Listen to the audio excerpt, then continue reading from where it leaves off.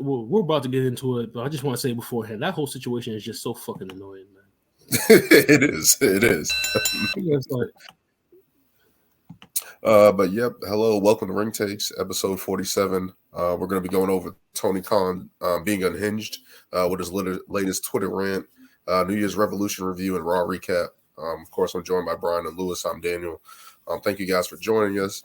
But let's get into Tony Khan basically being unhinged because of booking decisions by each company. Brian, you might as well start us off. Yeah, I might as well start off.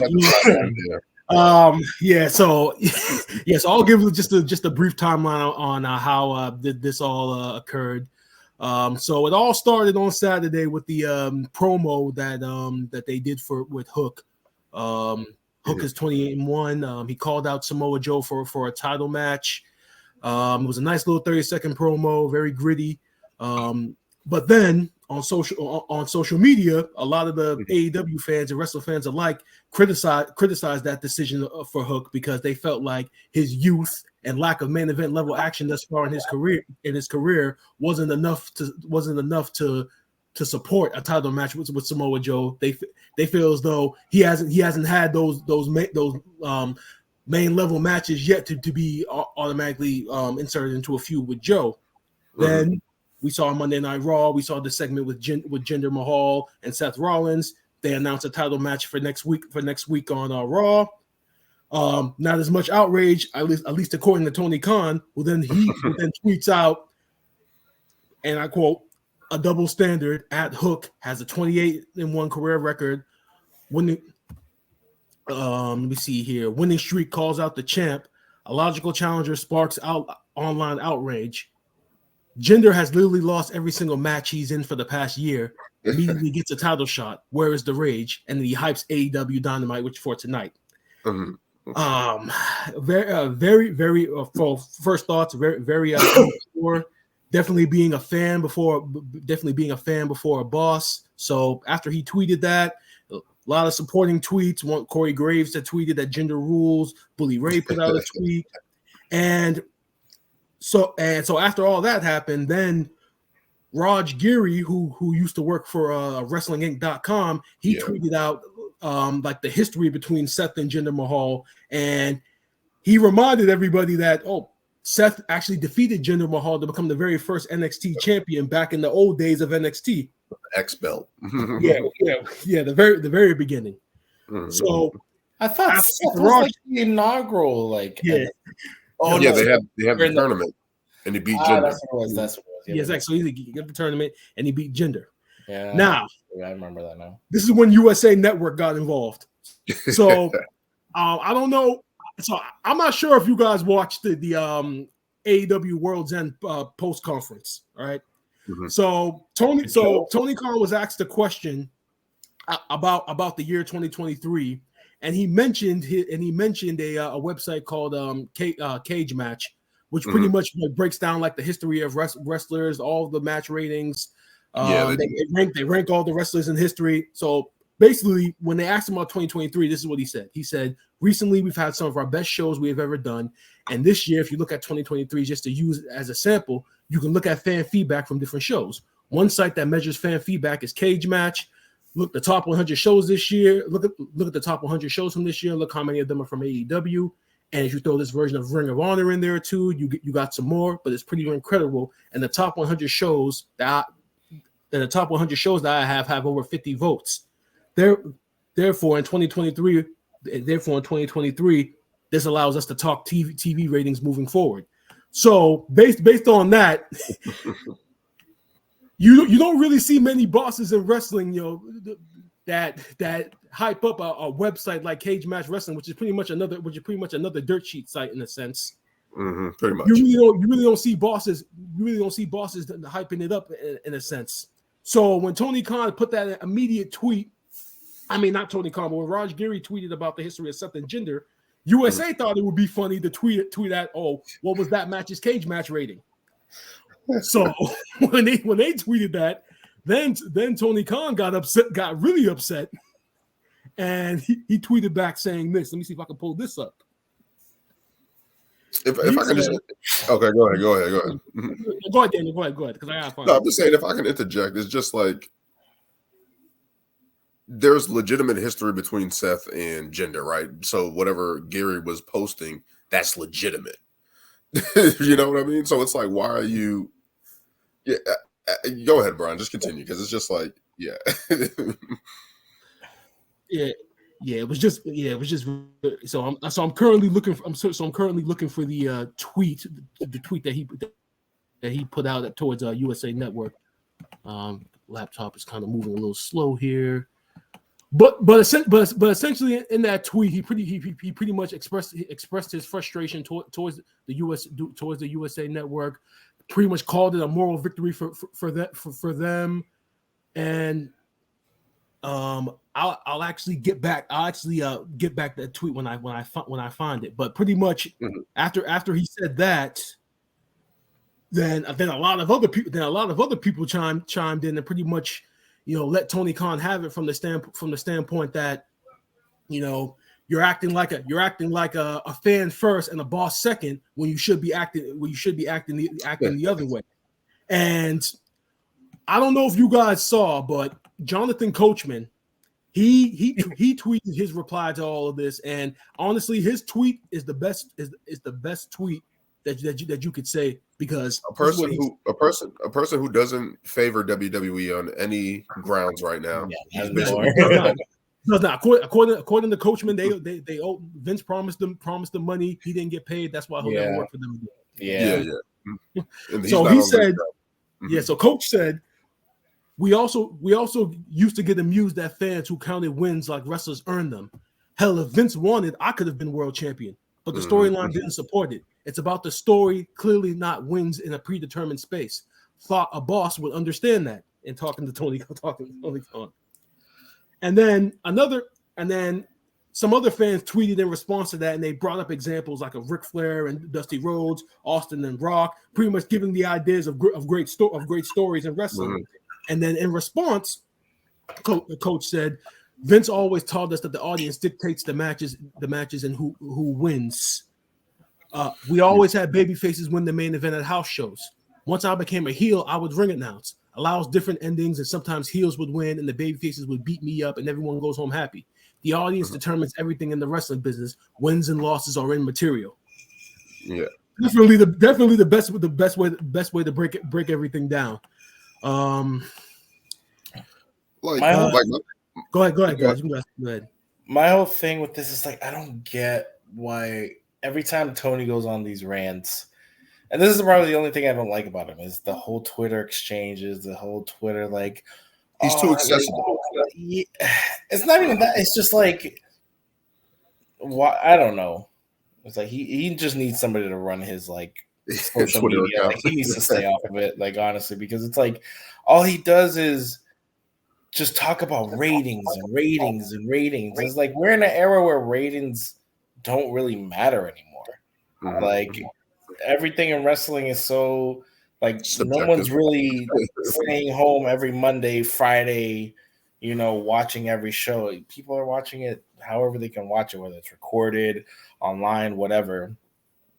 And it's just like to obsess, like, oh well, we got all these ratings. It's like, dude, we're not in the 90s anymore where ratings were a huge thing. It's like we're not back in those WWF, WCW like wars where it's like the ratings was everything. It's like, because that's how you clearly knew who was watching what. And it's like we're not in that era anymore. And it's like that's what he always goes to. And like the internet, like there's always gonna be people talking shit. No matter what good thing you ever do, there's gonna be people who are gonna shit all over it. And it's just like exactly.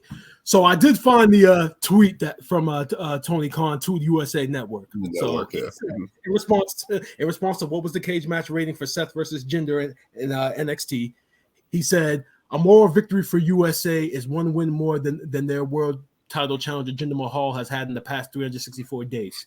Because it's literally been a full year since he won a match. You really put AEW in our place, getting Jinder Mahal in a big match on your TV show. Do it more often." Okay. So pretty much after that, then Eric Bischoff got involved. he tweeted like a clown emoji at Tony Khan. Then another fan said, "Hold up, wait a minute, Eric, ask Tony about Abaddon, because Abaddon randomly reappeared on TV after a year of being away, and this her entitled matches. So ask him about that." And then Tony Khan gave an explanation saying, "No, that's not true. Abaddon was in a fatal four-way first, became number one contender, then was in a title match. It wasn't as though we just threw her into the mix." And this whole thing has been very messy. But if I could give my thoughts on this whole situation. This is the reason why AEW is going to remain to be considered secondary to the WWE moving forward. Not only in terms of business, because WWE is just crushing it right now, but their boss, because they always say that for the success of the company, it always starts from the top, and then it always trickles down to everybody below. And when at the top, if you ain't got it together at the top, it's gonna show in your product. And we've been seeing that lately within AEW. They just don't have the leadership. Tony Khan should not be leading this locker room. I mean, just because he has the money, and he's a fan just like us, but he just has more money than us. So whenever I see him talking on Twitter or social media, it's almost the equivalent of if one of us was talking. So I just feel as though if you gotta be a boss first, then a fan second in that position. And you would think with all the nonsense that they're already dealing with, well not nonsense, but the injuries, their women's division lacking, even though that they signed Deonna Purrazzo, who's actually going to be a big pickup for them, but. He has so much more on his plate. He books 3 shows a week with Ring of Honor, makes it 4 shows a week. So you already got enough Ring of Honor count. Yeah. You already got enough to deal with on a daily basis for the strength of those shows. And you talk about Jinder not winning a match in nearly a year. Jinder was involved in so far this year the most viewed segment in wrestling. Granted, that's because of The Rock, but you gotta say as much as The Rock carried that segment, Jinder did hold his own on the mic for at least 10 minutes. For at least 10 minutes, Jinder was out there, and everybody was disappointed. He did hold his own as that anti-American character that he's so very good at portraying. And it's funny because I also looked at some other numbers. You look at the combined numbers of Dynamite, Collision, and Rampage for viewership for that week last week. It was 1.6 million in total. Rock segment with Jinder Mahal was 2.2 million. Just that segment alone. So the guy that you say hasn't won was in the most viewed segment so far this year, which then carried into his promo segment with Seth, which is now leading into a title match. Kind of fits the story, because Jinder is frustrated with what happened last week. Now he goes after Seth. Now he has the title match in exchange for it. Makes sense to me. So I don't get what so I don't. I get where Tony's coming from. Like, come on, like, because AEW. So I don't know. They still do the whole records thing, which honestly I don't think really matters in wrestling. It's like, it was really like, we saw WWE try to do a records thing, and that shit disappeared so fast. And even in AEW, it's like, okay, you have people. Look, you had freaking Jade Cargill with the craziest, longest reign ever, and never got a shot at the women's world title. It's like, it doesn't really matter. And it's like, and this is the thing, it's like, why is he so fixated on what WWE is doing? Or it's like, just because people aren't happy with what you're doing, why are you then comparing to WWE? It's just like, I don't know, it just comes off childish. And it's just well, I want to say 3 things. First of all, what you said right there, is why does he keep mentioning WWE? Because now you're just drawing eyes to their product. You're drawing attention to WWE. You're getting these people who are on Twitter supporting WWE, like Eric Bischoff and guys from wrestling companies, USA Network. The network is coming after you, saying that. just before you continue, Daniel, gender was the number 2 trending topic on Twitter in the U.S. yesterday. Think about that, Jinder Mahal. The number 2 trending topic in the U.S. on all thanks to Tony. that's the thing. Like, so now people are looking up Jinder Mahal. People are looking up his old matches. Wrestling fans are looking up his old matches, seeing what he is, what he's done. So that adds compound. They're not looking for the guy who's getting the title shot for your championship, Hook. No one's looking up who Hook is right now, and that's not a stray to him. It's kind of like Tony Khan's neglecting the work that Hook has put in to put in them in this position, right? Like, so. No one's paying attention to Hook in this now. It's sad because Hook is such a good character too. He could have spinned it and hyped up Hook even more. And they already announced the title match for tonight. And then he could have just done even more promotion for that match in the next week. Go ahead. So now you're messing up with your booking because now everyone's looking at Hook now, and now people are going to put their eyes on this match because obviously this Twitter exchange and stuff like that. But it's like now if he loses. What credibility does he have? And for Samoa Joe, on my thinking, his first feud is with Hook. His first title defense is against Hook. It's so random. It should work. It shouldn't matter. But because you put it to the forefront, now people are going to be looking at it like this. And what was my third part? Third part about Tony Khan.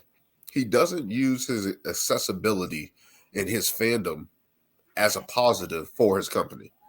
Whenever he does all this stuff, posting all the ratings and stuff like that, first of all, you sound like a TV exec.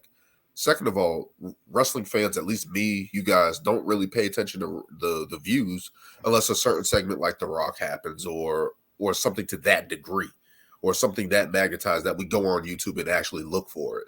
So for him to continue to keep, it's like he's neglecting his company by trying to push it forward, and it just doesn't come off right. In any capacity, like it never comes off right. And these press conferences that he does after the pay-per-views, it doesn't come off right. On Twitter, it doesn't come off right. When he steps on stage and tries to talk to his audience, it doesn't come off right. Nothing comes off right from Tony Khan, but he continues to do it. Okay, Daniel. All right. So with all of that, I need to ask you this question. With everything that you just said, why are you recommending so hard that he become an on-screen character then? Because first of all, because he's such a hitting point for media, wrestling fans. Like people don't like Tony Khan. I don't know how many people like him. I get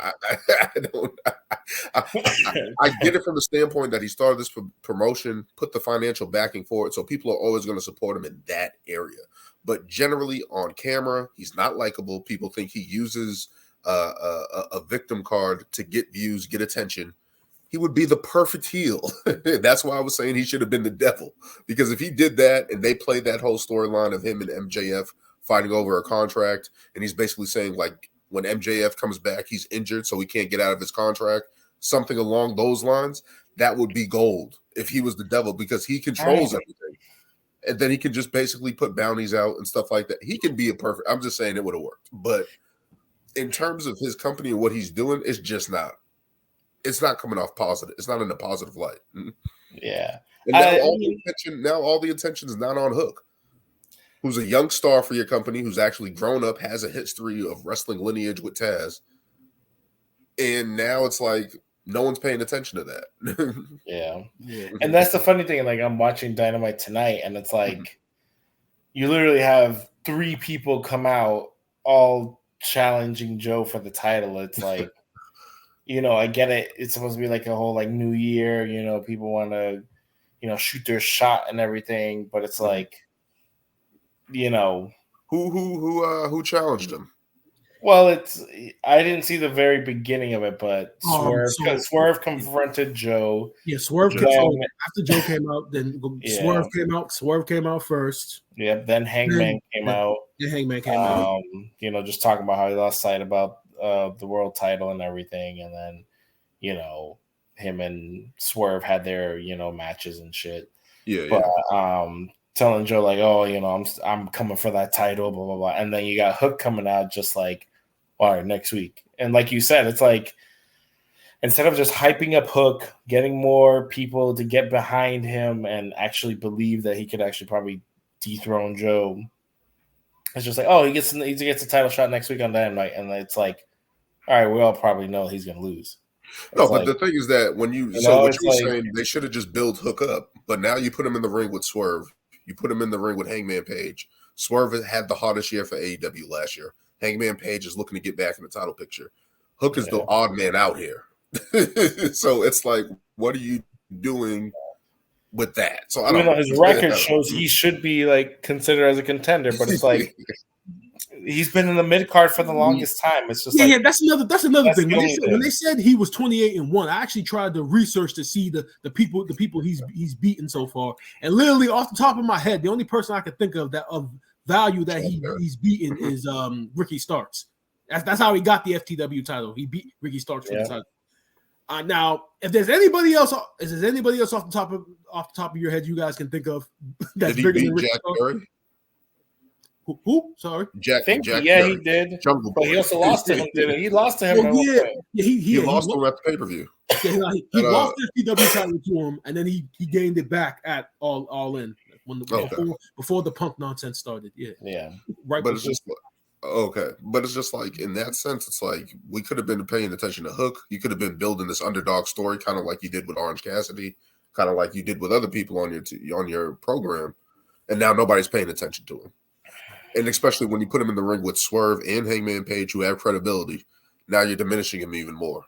So it's like, I don't know. I just Tony Khan again is just not paying dividends. He just needs to stay off Twitter. Honestly, he needs to deactivate that shit and just let somebody run it and just post like pay-per-views and like whatever when shit's going on sale or whatever. But it's just like this, or have the AEW account do that for you. With the ratings and stuff like that. Because you see how USA Network just came out and was like, what's the cage match rating? First of all, USA Network is a joke. First of all, USA Network is a big network, and they're taking shots at you. Yeah. Who even knows USA Network knows what cage match is and like to look that up and to use it. So like that's like crazy to me. And another thing about it is like Tony we were talking last week.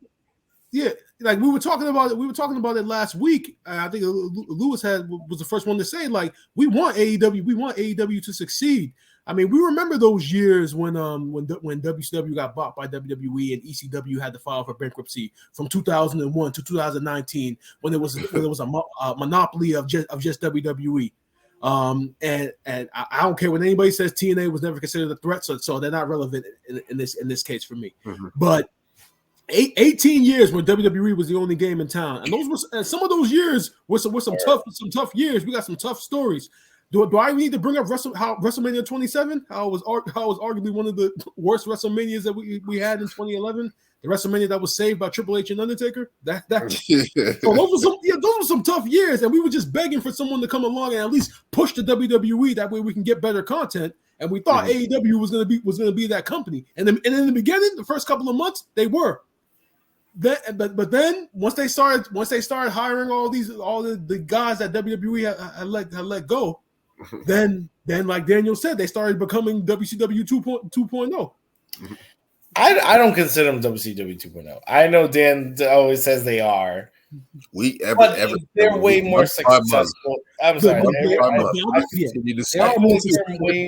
I don't know. I feel like with the roster they have and the way they book stuff, it's like you got to think this company's starting from the beginning. It's like they're literally what is it? 5 years now? And it's 5 years. How long was WCW going before? A long time. Exactly. So that's why I'm like, you can't really compare. Yes, there are a lot of segments. They're on TNT.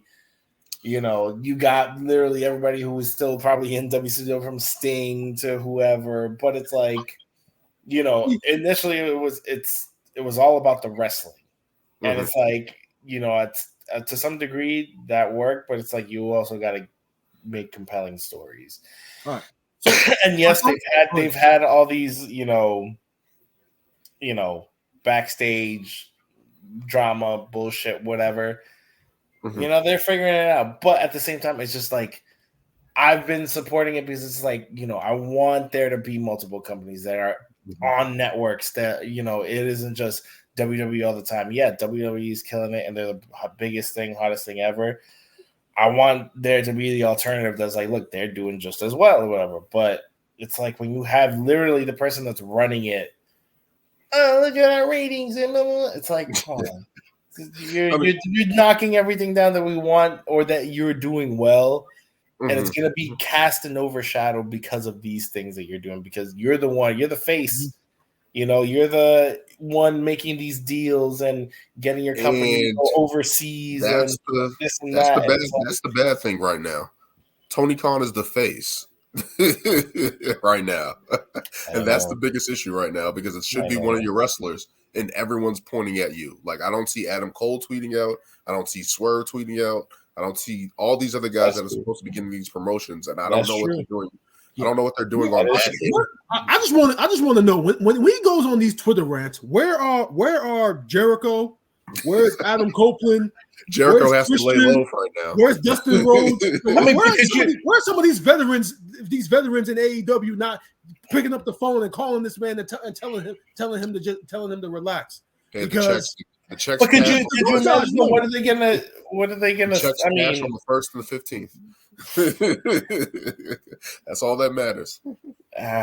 Hey, they signed contracts. They're gonna get paid either way. But I don't know. I don't know. It's crazy to think. It's like you would think at this point, like he would have somebody be like, "Hey, don't do that. Like, don't get off Twitter. Like, just stay off of it." Because like I said before, there's always going to be people who talk shit. All these people are going to bring up, well, you're not doing this or you guys did that. And blah, blah, blah. It's like you could be the fucking cleanest, best person in the world. There's somebody, I don't know, I saw this dude's an asshole. Or, nah, he's a prick. Like, it's always going to happen. It's like, and the fact that he's entertaining all these things, it's just like, it just takes away from everything that you built, you know? It's like, yeah, and obviously I understand, you know, listening to the fans' perspective for better storylines and such, but sometimes there's a detriment to that, because there are some fans out there who are just strictly just trolls who are literally just bash everything that you do, or recommend things that make absolutely no sense just to throw you off. So you can't always just go directly with fans on X.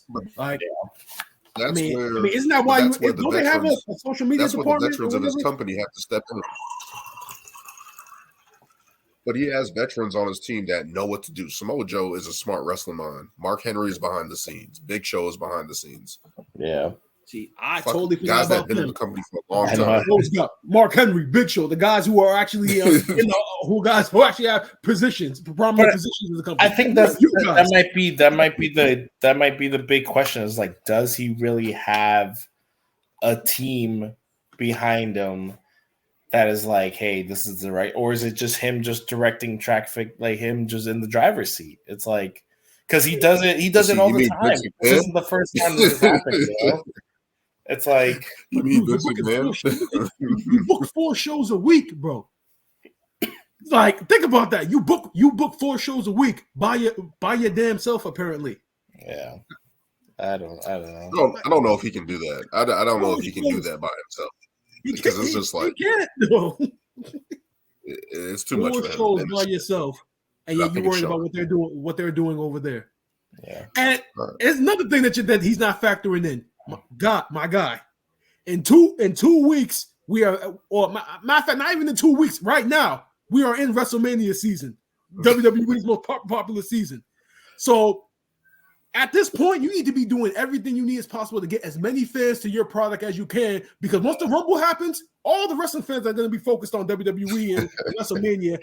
And now all those weeks and months, Elimination Chamber coming up. We don't know what Rock and Cody Rhodes are going to be doing, CM Punk. WWE has all the momentum. So you need to retain as many fans as possible, because once the Rumble happens, everyone's going to be thinking about WrestleMania and less AEW. So, yeah. And who knows what other surprises WWE has on the road to WrestleMania. So it's like you have to make sure that your one Revolution hits, which is basically your big pay-per-view, You're supposed to be your WrestleMania. MJF is out. CM Punk isn't there. We don't know what direction you're going to go with the title. We don't know what direction you're going to go with this devil thing. We don't know when MJF is coming back on top of that. There's a lot of uncertainty. He's not coming back. They removed him. He hasn't signed a contract. He hasn't done anything. They got to be careful with that, because if he hasn't really signed a contract, then he's gone. And it was kind of a wink. And it was kind of a wink deal, like, "Hey, I'll sign back, but we're going to play this angle." And he doesn't come back. I mean, with all their issues right now, I think Revolution is going to turn into a Sting tribute show because of all the injuries and everything that they're dealing with. Yeah, it's probably just going to be just a tribute to Sting and his career. Sting will probably main event against somebody. I really hope not. Isn't it Darby Allin? Or they'll be in a tag, they'll probably get like a tag team title match, win the tag team titles, and then vacate them or some shit. No. Well, hopefully we get some good Ric Flair promos. I mean, him, Sting, and Darby. They cut like a little throwback promo on a collision the other day. Well, it was more so just Sting with Ric Flair, and Darby was just there. But that was entertaining. But so yeah, they're gonna pick the two oldest men in the company to get the best promos and get the best entertainment out of it. Which is a whole nother story, man. But Tony Khan, man, stay off Twitter and try to run your company like a regular businessman, general manager, or whatever you are, executive. I don't know what he is. Oh yeah. And by the way, Dave Meltzer, stop kissing Tony Khan's ass. It's getting embarrassing, please. I get it. The Young Bucks have a finisher named after you. You love Young Buck matches. You love Kenny Omega. You love New Japan. We get it. Take Tony Khan's dick out of your mouth, please. Like you have to be an objective journalist. And AEW, he's not. he really isn't. He's not at all. Yeah, but we'll see what happens with Tony Khan and AEW and how they continue. But let's get into SmackDown.